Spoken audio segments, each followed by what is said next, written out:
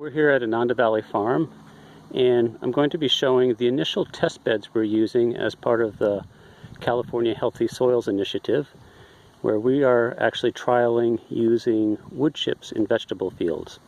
So we have 7 main rows that we're doing our trials on, and we've done the initial preparation, and I want to do a video log of this.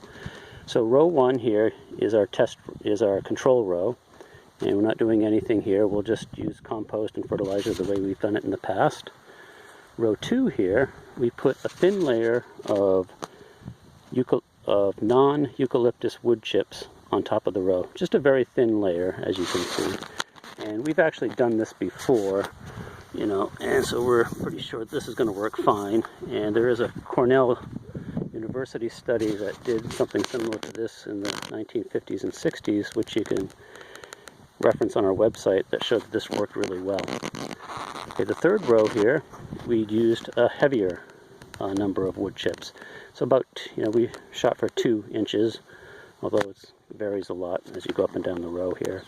And this is also, small chunks and non-eucalyptus.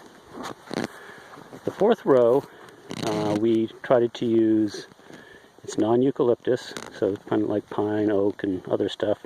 Not sure exactly what it all is. And we tried to use stuff that had bigger chunks in it. And so as you can see, there are some big chunks in this pile and a lot of little stuff. So we just wanted to see if what happens with big chunks of wood in the soil over 3 years, which is what this trial will go for.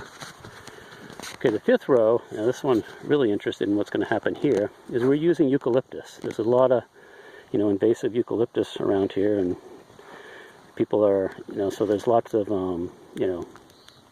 chips available from eucalyptus trees. And actually the tree companies will pay us to dump it on our property. So we want to see if we can use this. So about the first half of the row, we're just using a light layer of eucalyptus. But then the second half of the row here, we're actually using, and we put a heavy, much heavier mulch down. So you can see here, I kind of dug up. We actually got 4 to 6 inches in places of eucalyptus chips. And these are all fresh chips here, these eucalyptus. So we really want to find out, is it possible to use fresh eucalyptus chips in the ground and get a good crop the first year, or see how much it actually, stunts the growth of the plants. Okay, let's go back here.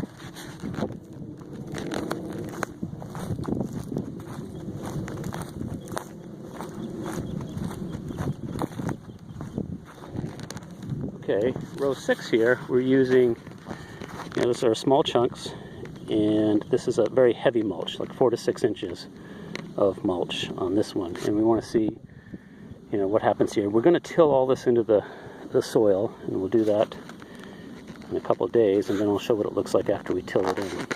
So this I'm really kind of interested in, because, you would think, intuitively, this will just be, this won't work at all. It'll be a disaster putting this many wood chips into the soil and then trying to get a good crop the first year. But we'll see with the additional fertilizer whether we can or not. And then the 7th row, this row is a little different. We used, for our fertilization for 1 through 6, we're going to be using solid fertilizers. We use feather meal and blood meal, basically. That's all we need in our soil. And for the 7th row, though, I want to use liquid fertilizer, since a lot of people fertigate, and we don't have the setup, but I want to try it anyway to show it. And so we'll just be fertigating by hand, with a bucket of fertilizer and just a scoop, pouring it in. And so we split this row into 4 sections. The first section is just nothing. We'll just do a test row here. There's our control.